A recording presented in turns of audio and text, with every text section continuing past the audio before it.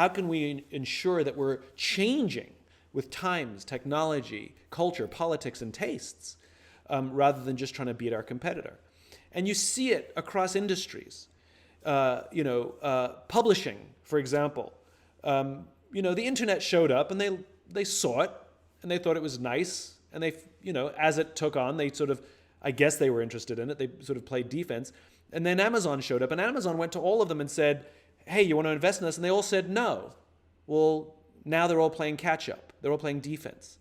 Netflix went to Blockbuster and said, want to buy us? And Blockbuster said no. The rest of the TV and movie industry were too busy comparing who had higher ratings, and they completely missed the fact that Netflix has now completely reinvented television.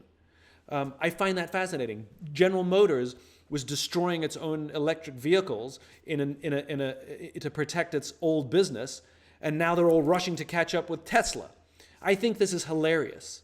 And it's the little companies, the Netflixes, the Amazons, the Teslas, that get ignored, that aren't seen as a threat, that end up defining and redefining entire marketplaces. Now, this is not unique to small companies. Big companies can absolutely redefine. The problem is big companies are more obsessed with their finite goals. Big companies are more obsessed with beating their competitors. And little companies are obsessed with their vision.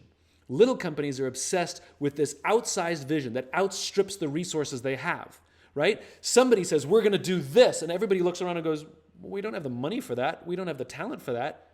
I guess we'll have to be creative. And I think this is one of the opportunities for big companies. As they get big, their visions get smaller.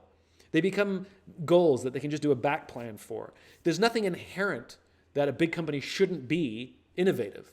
But to your point before, they become risk averse. They become stable. And at the end of the day, it takes huge vision. What I imagine is a huge corporation, a multi-billion-dollar corporation, that someone will say, we imagine a world that's so crazy and so idealistic that in this large corporation, they all look around and go, we don't have the money for that. We don't have the talent for that. I guess we'll have to be creative, which scares the heck out of the investor community. But remember, all of those companies were founded by, whether it's your Steve Jobs or all of these companies, Salesforce, they all started by young people who had no experience and only had vision.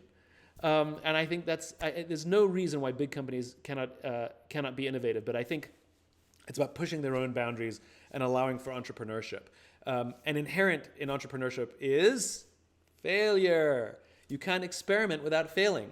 I remember talking to a CFO of a big company once, and he told me that he has two priorities for the company, innovation and efficiency.